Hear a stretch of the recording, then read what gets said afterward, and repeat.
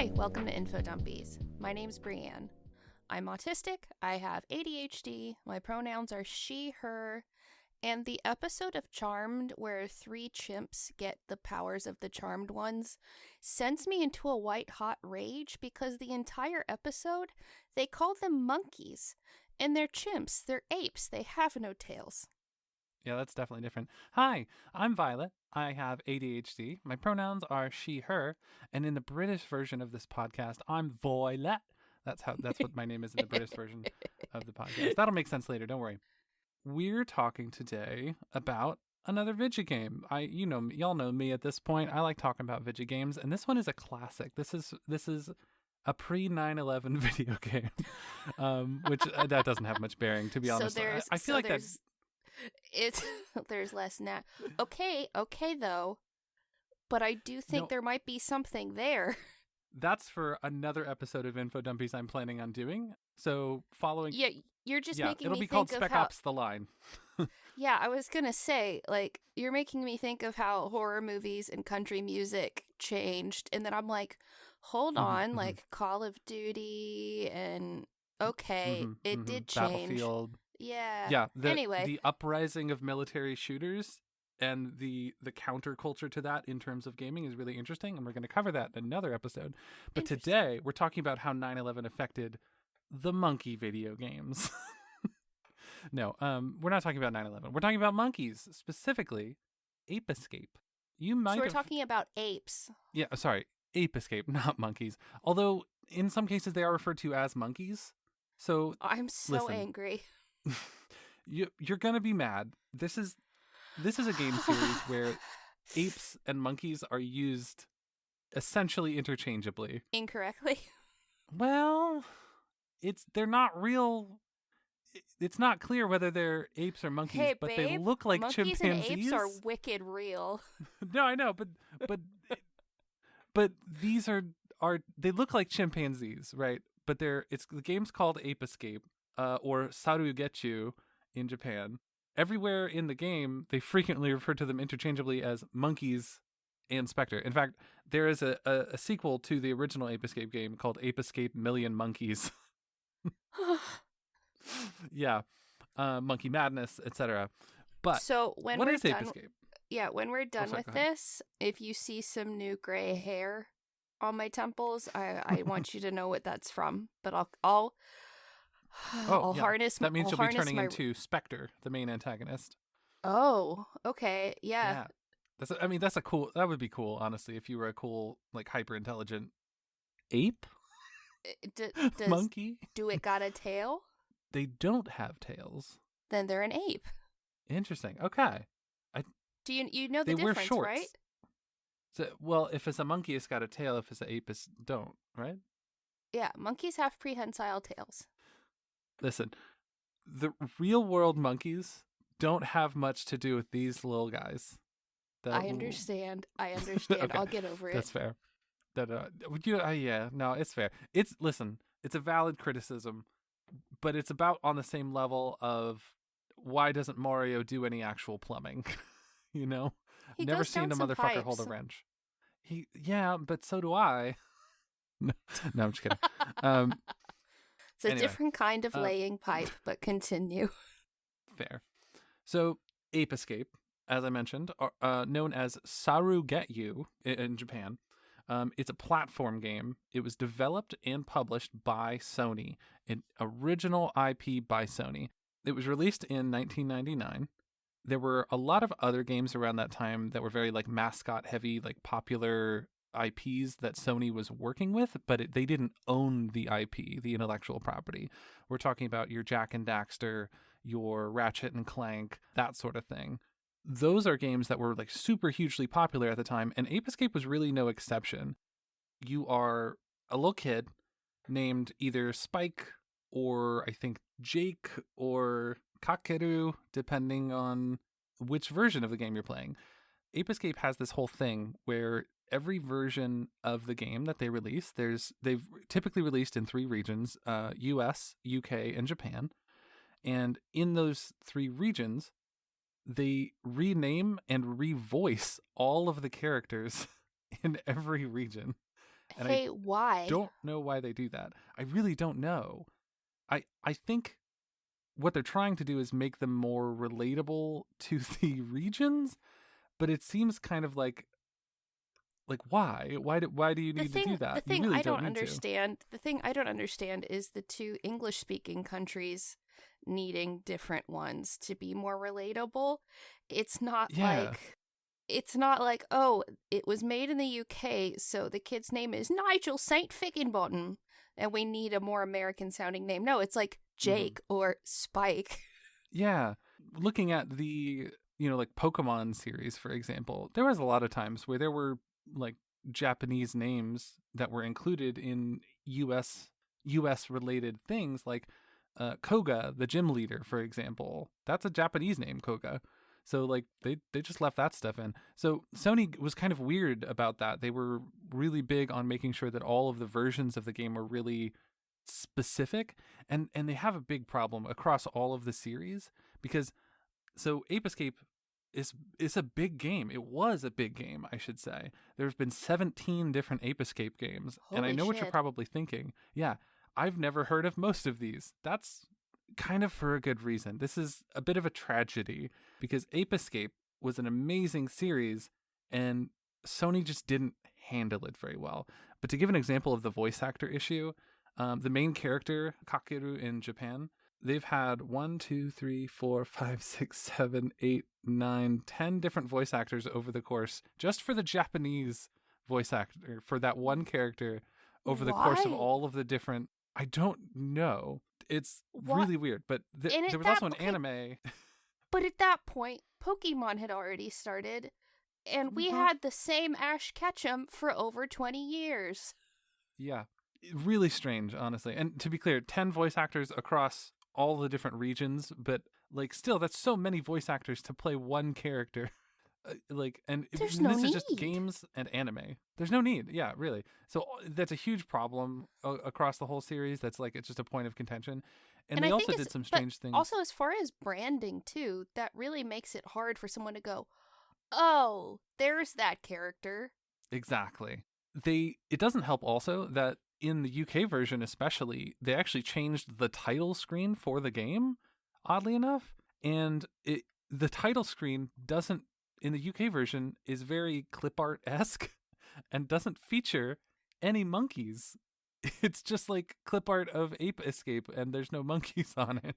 I was gonna say, is it like a chimp with like a presentation, like a clip art for a presentation? There's But no no, there's no it's ape just pictured text. whatsoever.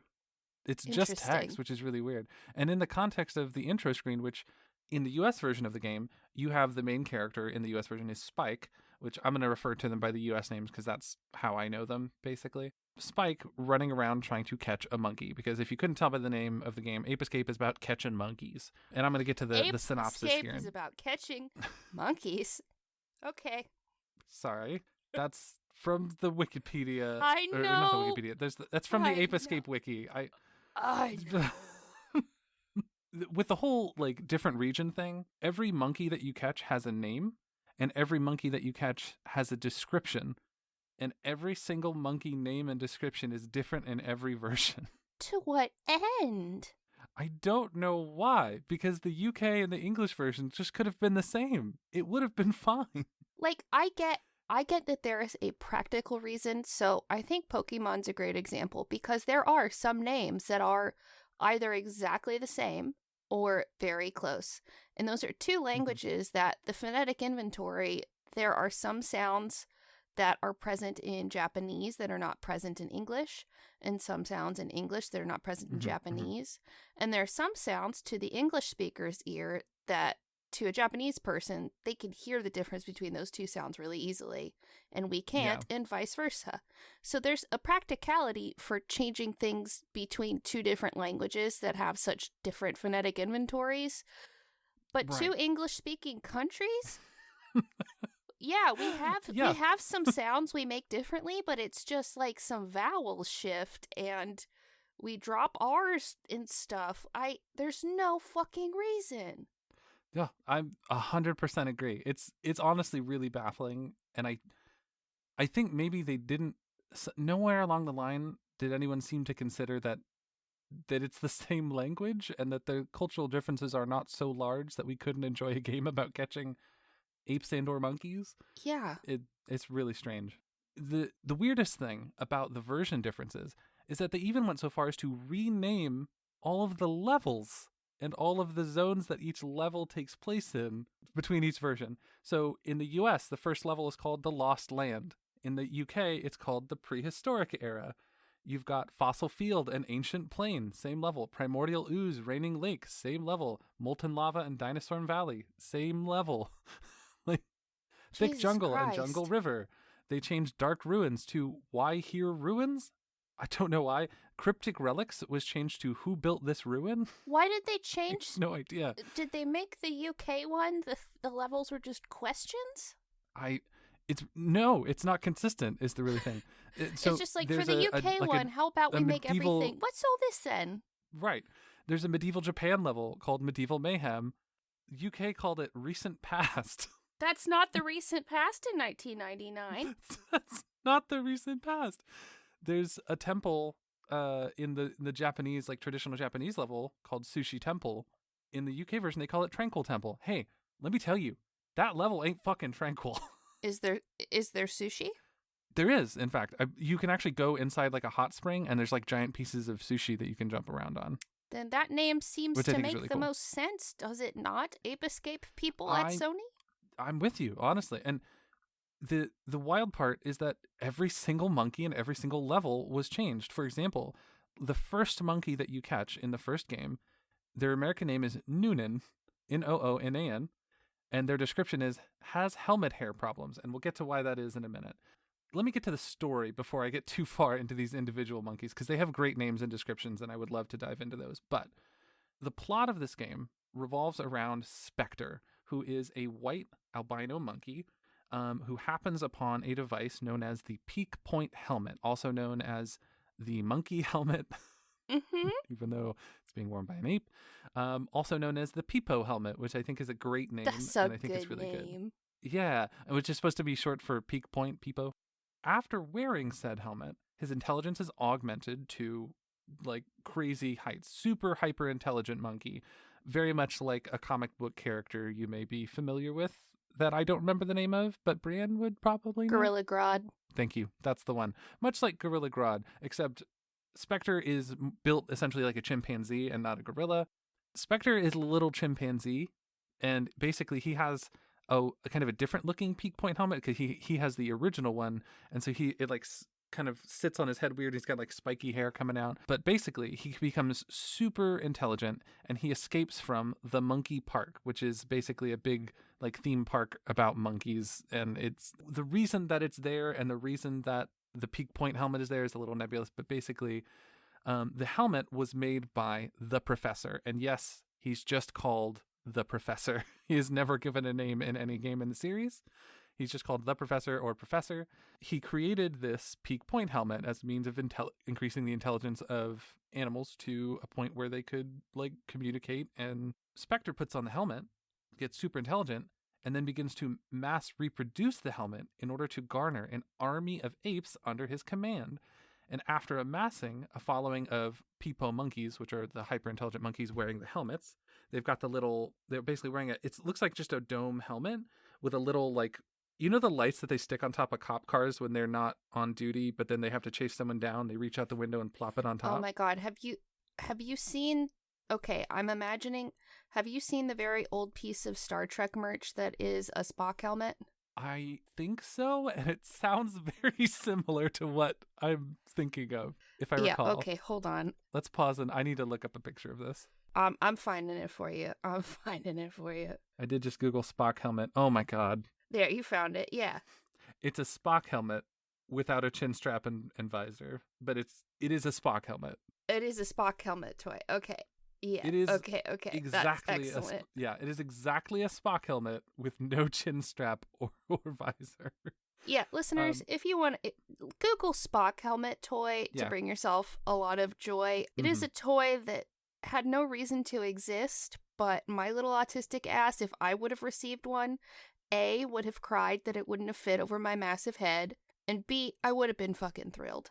Yeah, honestly, it is exactly a Spock helmet, just without the chin strap and visor, which I think is really funny, and it may have even been inspired by that, but it's a very cute thing for a chimp to be wearing, if you can imagine that. That sounds So, adorable. they're very cute. Again, I should mention, this was Sony's Super Mario. This was their own IP that they created, and it was extremely popular when it came out. And not only that, this game actually introduced the DualShock controller. So originally, the PlayStation only had the D-pad, the arrows directional pad on the left side, and then the 4 buttons on the right, and then you had a pair of shoulder buttons on each side. The DualShock controller was a new controller that they introduced, I believe, partway through the lifespan of the PS1, that had 2 joysticks for each thumb, one for each thumb, below the D-pad and the control stick. So look up a picture of a DualShock controller. You'll instantly see. And the DualShock controller was revolutionary because it introduced the idea of having basically a joystick for each thumb, which is almost ubiquitous on controllers nowadays. Or, like if you think about the Nintendo Switch, you've got a D-pad, a joystick on the left side, 4 buttons, and a joystick on the right side. That's a DualShock controller, basically.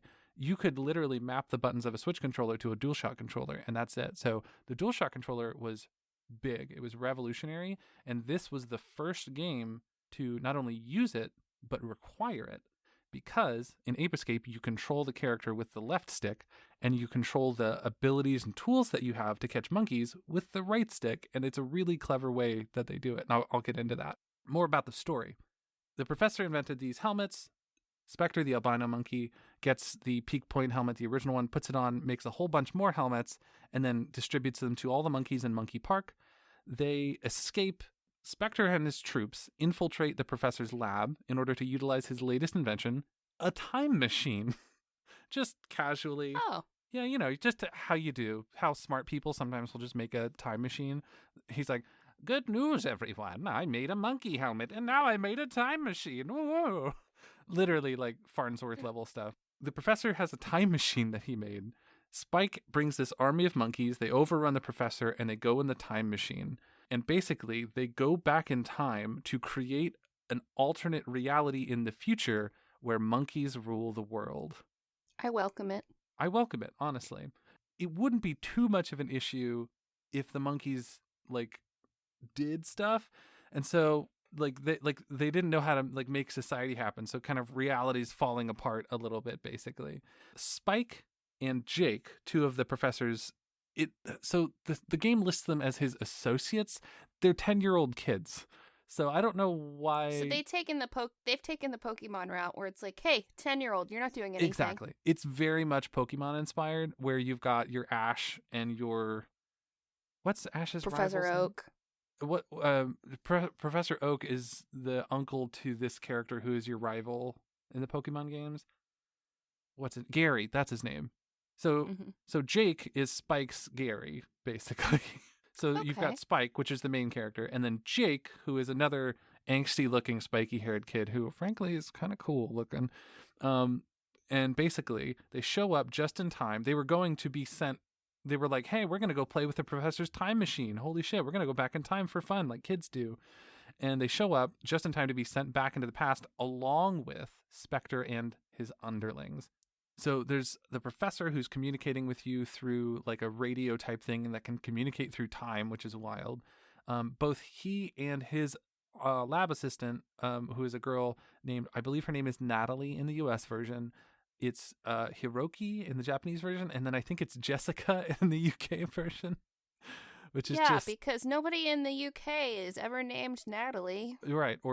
And I might be mixing those up, but they're so indistinguishable. It's like, why did you even change the name? And again, different voice actors amongst all 3 different versions for all of these characters, by the way, even down to Spectre the monkey. So the professor and Natalie have been kidnapped by Spectre. They're trapped in this some place later in time, basically, and they are instructing Spike in sending him gadgets in order to catch these monkeys. They're doing the same for Jake, your rival, but Jake for some reason keeps getting mind controlled by another invention of Spectre, who invented a different type of helmet to mind control people. He puts it on Jake, and now Jake sometimes is your adversary. and like he's also your angsty rival. So it's like a whole subplot basically. Essentially, when you get a new gadget, sometimes you'll test it out against a mind-controlled Jake, pretty much. The first level is the Lost Land, which is dinosaurs, ancient, prehistoric, that sort of thing. And again, it's called the Lost Land in the US version, prehistoric era in the UK version. The very first monkey you walk up and catch, you have a net. You've got a whole set of tools that are really cool, and I'll get to those as well. The first monkey you catch is Noonan, or Blair in the UK version. But why? I have no idea. Noonan's not really a name here either, so I don't know. But yeah, Blair is a real name that humans have often. Mm-hmm. Yeah, so his description is has helmet hair problems, which makes sense, wearing a peak point helmet. The UK description, rocket stage leader. I don't even know. The second monkey is named Georgie, but it's not spelled like you think it's spelled. It's Jorjy, and in the UK version, their name is Cruz. And their UK description is rocket pilot, which I think they're supposed to be making like a Top Gun reference, but they're not. It's prehistoric, so I don't know what's going on there. Most of the time, the descriptions are like kind of just silly, nonsensical things, which I think is fun. But Georgie's description is wants to watch wrestling, which I think is fun. You've got Natty, N-A-T-I, in the US, dances to loud music. Their UK name is Fruity and loves bananas. That's homophobic, but okay. That's, yeah, but also kind of fair. You've got Tray C, which is Tray, and then capital C. Their description is hides from danger. Sometimes it's a reference to where you are finding them. The reason it says hides from danger, right? You've actually got different categories of monkeys depending on what color their pants are, because they're all wearing little pairs of shorts. It's very cute, by the way. That's extremely cute. Yeah. So they're all wearing little Spock helmets and they've got shorts on. They're wearing nothing else. Basically, that makes me think of Buffy when Oz is trying to flirt with Willow and he's eating animal crackers and he's do you think the other animal crackers get jealous because the monkey's the only one who gets pants? I mock you with my monkey pants. Absolutely. So yeah. They're animal cracker accurate apes in this. I love that. The color of a Peepo monkey's pants can give a glimpse on the monkey's personality and behavior. Yellow pants are the most common color a Peepo monkey can be seen wearing. There isn't any extra feature or item generally that they have. These apes. Sorry, it's making me think of flagging, and the yellow handkerchief is for piss play. Oh my god. These Peepo monkeys love piss. They just can't get enough of this stuff. Wild about piss. Yellow little piss pants peepos. And they really are. They can be, yellows are the easiest to catch. They vary some depending on how later in the game you are. Because like if you're there, you get to the future at one point, and some of the yellow ones will have like laser guns, which is like, you know, who gave this monkey a laser gun? They are the easiest to catch generally. Next up is light blue. Light blue Peepo monkeys are sad little Peepo monkeys that are very nervous and skittish, and they're cute and I love them, and I wish they weren't so skittish. Oh, I'd probably be a light blue Peepo monkey. Oh no! Oh, I hope you're not a light blue. No, I feel like you'd be a red Peepo monkey, and we'll get to red Peepo monkeys. Light blue Peepo monkeys often have kind of below average stats for alertness, essentially. There's a whole set of stats that each individual monkey has, by the way. I think the three organized by pant color. Yeah, organized by pant color. Basically, the pant color gives you an idea of how tough this monkey's going to be, and also how it's going to act when you try to catch it. Light blues are basically very fearful, and they are hiding. So they're like hidden monkeys, basically. They're like, I'm going to hide in this little corner where it's going to be hard to find me in general. Blue shorts are fast monkeys. These apes are wearing running shoes generally, which is really cute also. And they'll have like little goggles and like a scarf, like a little pilot. Oh my god. Yeah, it's so cute. They usually have extremely high speed stat and just really hard to run. Like it's hard to catch them in a flat out race. So you sometimes have to surprise them. Also, your main way of catching monkeys, by the way, is you literally just have what looks like a giant butterfly net that you just and just naturally, yes. Yeah, exactly.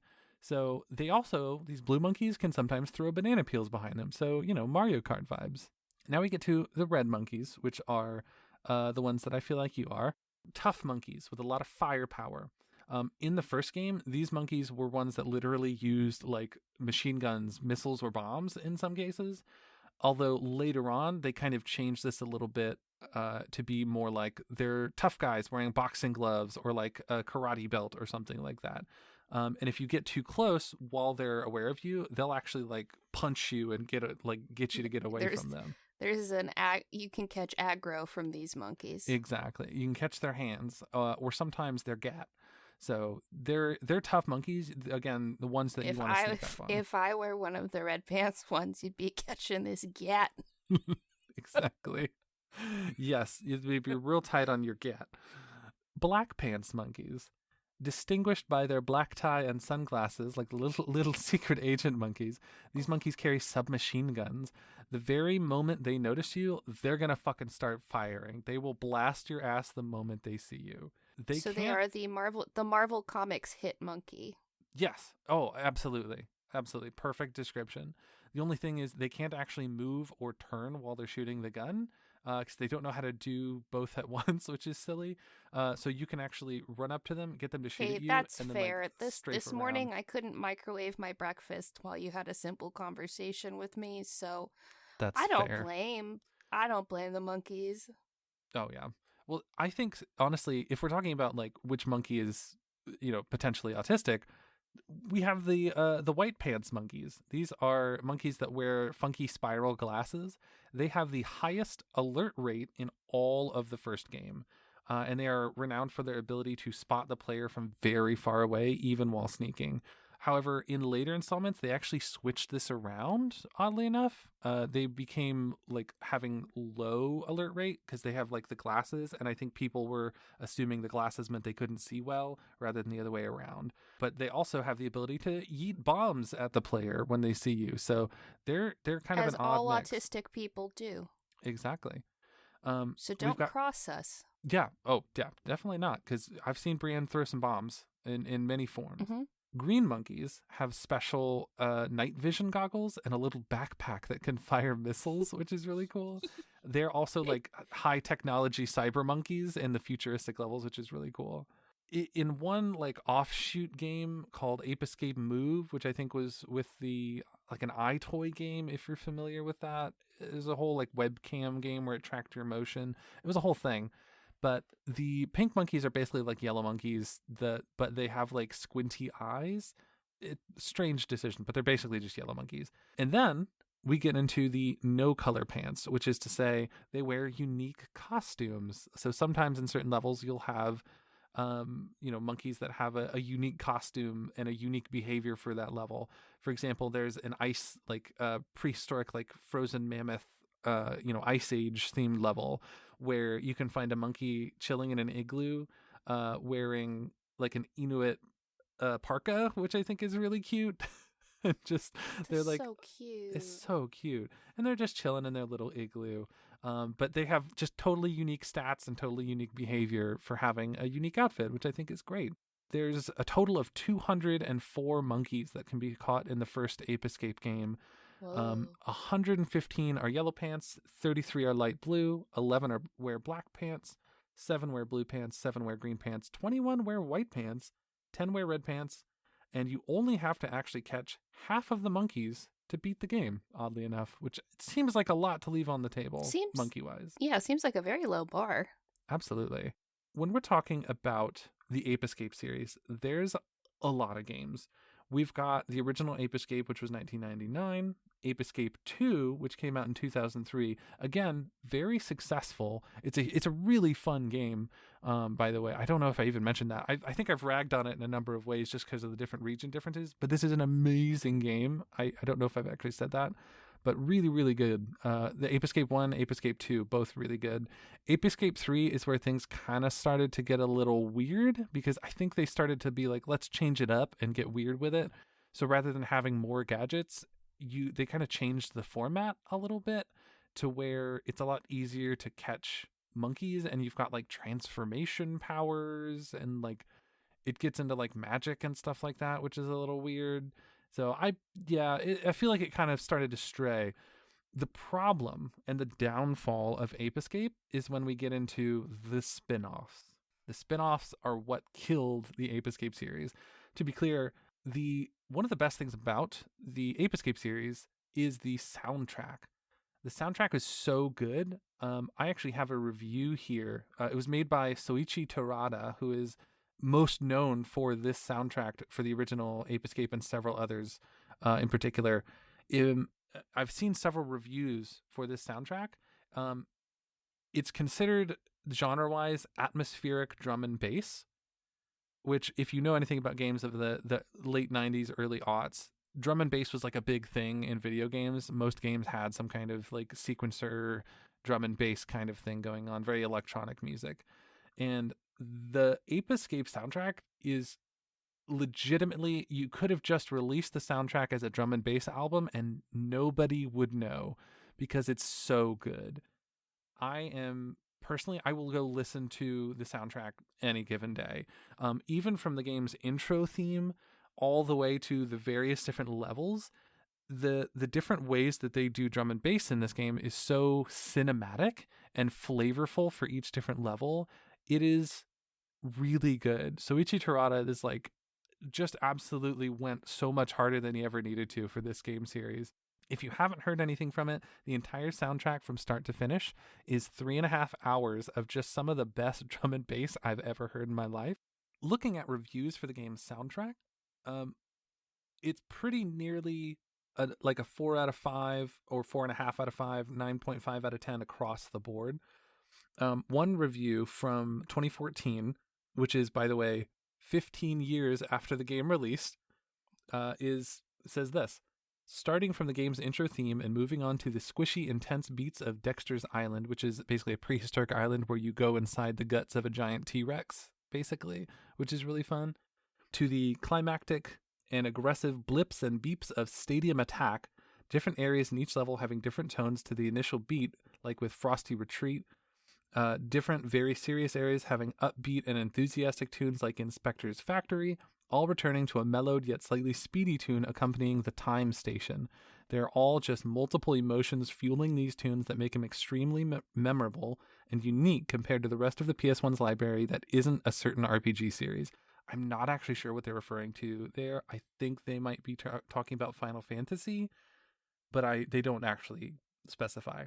The best song, in my opinion, is Peak Point Matrix, which is just really fucking good. Like, you go listen to it. You can find the soundtrack online, and especially it's actually on Spotify. Specifically, there's a 20th anniversary edition that was released of the soundtrack. That is the entire soundtrack remastered, called Ape Escape Originape Soundtrack. That was released at the 20th anniversary of the game coming out, so 2019. When that 20th anniversary happened, there were a whole bunch of people who were like, oh my god, they're doing stuff for the 20th anniversary. Maybe they're going to come out with an Ape Escape 4. No, it was pretty much confirmed that they're not doing anything. Sony is just not doing anything with Ape Escape ever again. And it's really frustrating because the spin-offs are what killed it. When we talk about spin-offs, we've got stuff like Ape Escape 2001, Ape Escape Million Monkeys, stuff like that. Those are basically like watered down versions of Ape Escape that are like, this is Ape Escape themed, but it is not an Ape Escape game, if that makes sense. Like Pokemon Snap. Yeah, very much so. So, except instead of doing one or two related things while you keep making the game people care about, they stopped making the game people care about and just made a whole bunch of Pokemon Snaps. Exactly. Basically, they did Ape Escape 1. That did great. They immediately did an Ape Escape 2, which is what you should do, which was also good. And then they kind of were like, all right, we've got this hugely popular thing. Sony said, this is our biggest IP, and this is the only IP that we are not licensing from someone. It's all ours. So let's capitalize on that. Let's make some spin-offs and crossovers and all sorts of things. So while they were working on Ape Escape 3, they did a ton of spin-offs. And Ape Escape 3 actually has a Metal Gear Solid crossover to the point where they have like They have a solid, yeah, it's really funny, and it's one of the best parts of Ape Escape 3, I think, rather than the game itself. There's a whole like mini game where you play as a monkey solid snake sneaking around to avoid getting caught. And it is Okay, and for the sake of one of our Patreon supporters, Seraph, Mhm. do you happen to know of a place where one might play this Metal Gear Solid one online on an emulator or something? I'm so legally I'm not sure I can endorse like playing this game on an emulator Okay, unless you personally export the BIOS from your own PlayStation or PlayStation 2. In okay. that case it's okay. But if you Alright. happen to have this game, it would be really really good. Alright. And personally I am a fan of emulation, and I think it should be more allowed to do, especially when you really can't play these Ape Escape games anywhere else anymore. I don't think Sony really, to my knowledge, I don't think Sony offers an online store of some kind where you can go Well, download Ape Escape 3. for legal purposes, this is a joke, but Seraph Violet will find it later. I get you. I get you. I'll get you hooked up. Don't worry about it. You'll get it. We got you. I I personally found a PlayStation 2 and personally exported the BIOS from that PlayStation 2 myself. I will not be sharing it with Seraph, but I'll show them how to do that on their own PlayStation 2 that they definitely have. Excellent. Yeah, Excellent. Yes. exactly.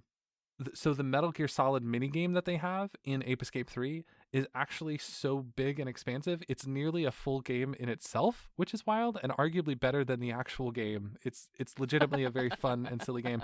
It even has like the Metal Gear style dialogue between like the professor and you, I think, or it's like I think it's Spectre talking to you as if he's like a big boss or whatever. So it's very good and legitimately very funny. So I highly recommend that part of number 3. But in terms of the spin-offs, just to give you an example, Ape Escape 2001 is the first spin-off, which came out 2 years after the original game. It differs a lot from the original Ape Escape gameplay outline, essentially. The left DualShock controller, or the left analog stick on the DualShock controller, rather, is still used to control Spike's movement, but unlike the original game, the right analog stick is only used for aiming some, like, abilities that you have, such as a thing called Power Throw, and the face buttons are all used to attack instead, which is like a complete reversal of how they had it configured in the original game. So a lot of the people that played the original game were like, why are the controls like this? This doesn't Why make would sense. they do that? I don't even know. It's really strange. And especially when, so it could have been a lot more similar if they'd kept that same control scheme, but because they didn't have that control scheme, it almost forced them to make it different, which is so backwards. But the goal of 2001 is also kind of different.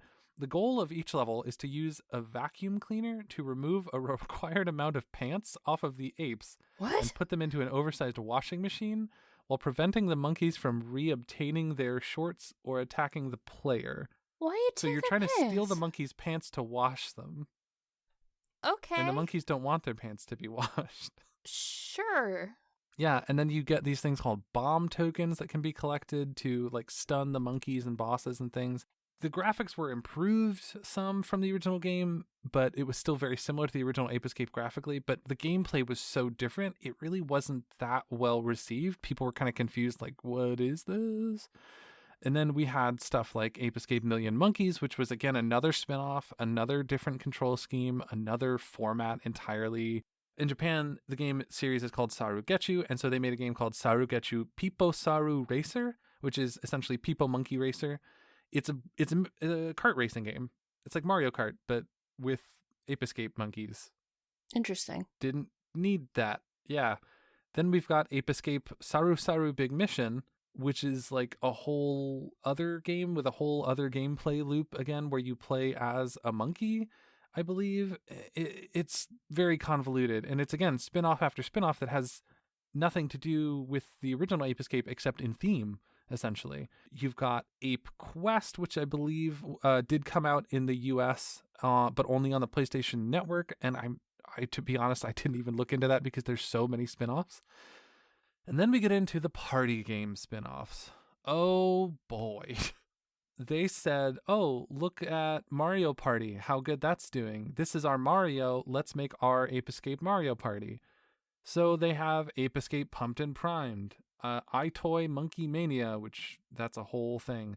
We've got Ape Academy, which is basically you're teaching the monkeys how to live normal lives. You've got Ape Academy 2. They made a sequel to a spin-off. You've got Ape Escape Move for the PlayStation Move. And these were coming out as late as 2011, by the way. 10 years, they're still pushing these spin-offs. They did do a couple remakes. So they did Ape Escape on the Loose, based on the original Ape Escape. But it wasn't really well received because it was on, I believe, the PSP, and the controls just didn't work as well. It just was not really a big thing. So they've released and re-released this game as a bunch of spin-offs, and the whole time, all of these offshoot games that they did, they only did 3 mainline games. Could you imagine if they stopped at Super Mario 3? Like, and I think, it's just... I think that's exactly what their failure was capitalism. But it's like they said, we want this to be our Mario. Instead of taking 30-something years to do that, let's do that very, very quickly and do all of the things Mario did, while also not coming out with the regular games. Exactly. It gives me the same thing as like what it felt like Warner Brothers was trying to do with the DC movies very quickly back to back, when it's like they've been setting up these Marvel ones for a decade, and DC's like, we can do that fast. Right. It seems like capitalism said, that's making someone else a lot of money, so let's come up with a good idea and absolutely destroy it. Yeah, let's run it into the ground. Frankly, I really wish that someone would, like some indie game developer would take the Ape Escape format and really do their own spin on it. Because Sony, they still have the IP, they still own it, they haven't licensed it out to anyone.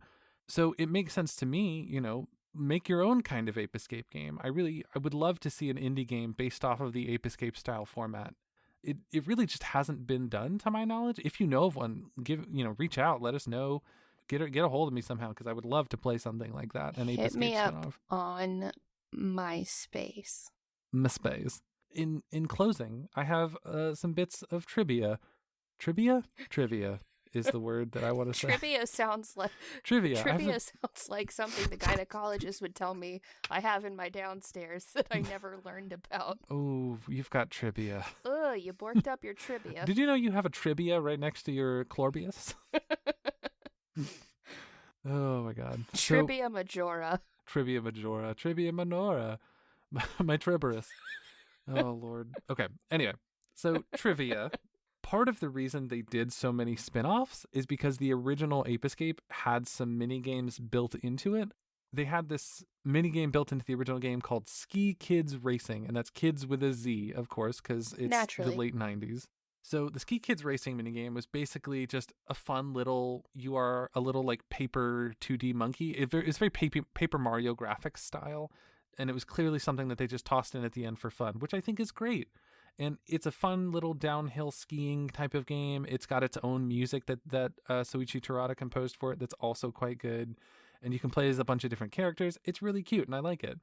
But the kids part in that is actually a reference to the original name of the game, or the code name. It was Project Kids was what it was originally called, Kids with a Z. And it was essentially the kids was like on the prototype for everything. So they're like, well, let's make the minigame Ski Kids. So I think that was kind of funny. The first, like the prototype, there was also like original characters resembling like wizards and witches and things like that, and like a whole fantasy magic element to it that wasn't used, but it was used eventually in Ape Escape 3, which I kind of wish they hadn't done because it doesn't fit with anything in any way. Yeah, it's an odd choice, a strange one. Again, as I mentioned, another bit of trivia, they've got the 2 English dubs for every game and every anime, which is always strange. And then the only exception to that rule was the pink monkeys that I mentioned for like the iToy and the weird spin-off games. They have an American accent even in the UK versions all the time when the other monkeys don't, which is such an odd choice. Although a lot of places will say like the 3rd game is what killed the series, I personally believe it's the spin-offs, frankly. Another bit of trivia, the voice acting issues were actually so bad that when they ported the game to the PSP, it actually had a whole set of different voice actors from the original PlayStation version, except for one cutscene in the game, inexplicably, that used the original voice acting line. And it's really weird and glaring. And then another voice acting bug, well, not quite bug thing that was a bit odd. Fuck up, yeah, honestly. Solid Snake's guest appearance in Ape Escape 3 was actually voiced by Peter Lorre, who had voiced a different character other than Solid Snake named Vulcan Raven in the original Metal Gear Solid, instead of Solid Snake's usual voice actor, David Hayter. And I have to imagine that it was like, hey, we got the Metal Gear Solid guy. Oh, the one that voices Solid Snake? No. Well, shit. Like, I have to imagine that's probably what happened there. So couldn't afford him. Yeah, honestly. So in one last bit of trivia, as I mentioned, for the 20th anniversary, there was a whole bunch of stuff going on. One thing in particular that happened was a Twitter account was set up specifically for the 20th anniversary of Ape Escape that was posting various sketches and drawings for concepts that didn't ultimately get into the first game, as well as pictures from an art book that I don't know if actually got released or not. I wasn't able to confirm that. But the original plot of the game would have revolved around the professor sending Spike to an animal world, not a time machine, but an animal world where primates ruled the world as villains.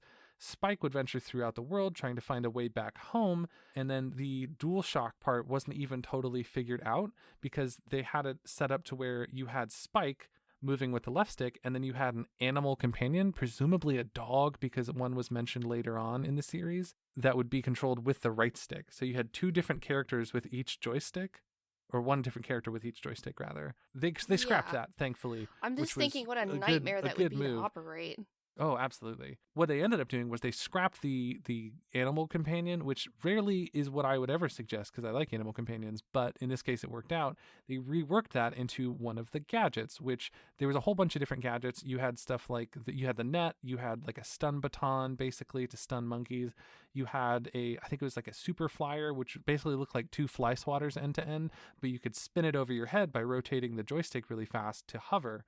You had the RC car, which was like a little remote control car that went super fast, and you could use it to go into little holes and things like that and ram it into monkeys to stun them for a moment. Everything was controlled with that right stick. So, for example, with the super hoop, basically you spin the stick really fast and it makes you run super fast while hula hooping, which is very silly and fun. But the positioning of the joystick matches the hula hoop. So you can just walk around with the hoop like shoved off to the left, which is really silly. Yeah, Ape Escape is really cool, and you should play it. The original one, maybe the Metal Gear Solid cameo in Ape Escape 3. Everything else is kind of a wash. The second one's all right, but honestly, just play the first Ape Escape however you can find it, and I bet you'll have a great time. I hadn't even heard of it before you suggested it for an Infodumpies, so I'm always down to clown with finding it in whatever way Sony finds most palatable. Yeah. And honestly, Sony, if you're listening, which you're almost certainly not, but if you are listening, please give us another Ape Escape game or like a remaster of the first one or something. The Switch would be a perfect platform. Work with Nintendo on it. They'll help you. Like, come on, let's get another Ape Escape going. I love these cute little monkeys. They're so adorable. Give me the monkeys. Give me the apes. I want them all. Well, thank you for dumping a bucket of apes on us today. Absolutely. It was a regular barrel of monkeys, and I'm glad I could dump it on you.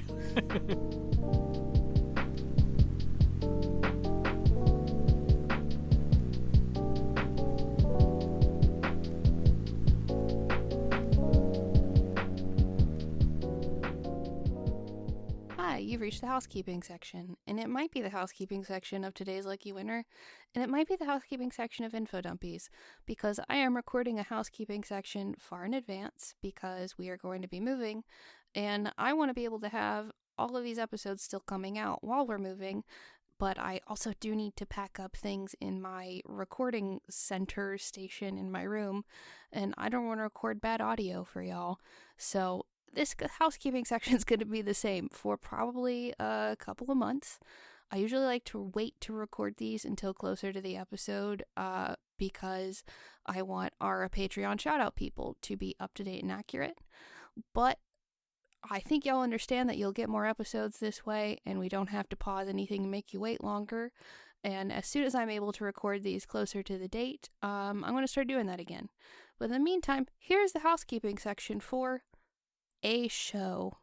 So if you like the episode of whatever show you're listening to at the moment, check out the episode details to find everyone's social media handles. You can find Mixnomer on Instagram at the handle Mixnomer Productions. If you're listening to Today's Lucky Winner, all of the cast have their social media handles in the episode detail, so you can see what we're doing on the interwebs. And if you want to support us, the best way you can do that is by sharing about the show. We don't pay for ads, and we don't take paid ads, so you sharing the show is the way we grow. Like, word of mouth is the way we grow any of our shows. So if you want to tell someone in your Discord server, in your subreddit, in the grocery store, I don't know, anywhere, you tell someone about it. It helps us out a lot. If you are in a place to help us monetarily, you can find a link to our Patreon for Mixnomer in the show details. So when you become a Patreon subscriber, you are subscribing to get content for any and all shows we make in perpetuity, and you get to support everything we do. It gets split among our cast members because we do profit sharing, and we try to make sure that everyone essentially gets the same hourly rate for their work. So when you become a Patreon supporter, starting at the $1 level, you can get access to our Discord server, where we do things like streams where we play Jackbox games, streams where you watch me and Violet play a video game together. I do body doubling. I started doing like a little Stitch and Bitch hour where we do different fiber arts and we just chat. It's like a virtual knitting circle. It's very fun. But when you do that, it's just at the $1 level. You get access to all of that. And then at higher levels, you get access to things like music from Today's Lucky Winner and live recordings of our Today's Lucky Winner episodes and all of the notes from me and Violet and our guests that they make for Infodumpies episodes that have a bunch of links so you can go learn more about a subject that you heard on an episode of Infodumpies. There's lots of cool stuff, and when you support us on Patreon at certain levels, you can also get a cool shout out, like our friends Randy Lovings, Rachel Rachelson, Sewing Seraph, B. Trossler, Smriti Singh, Helen Clifford, M. Mosen, Lucy, and Nicole Valdivieso.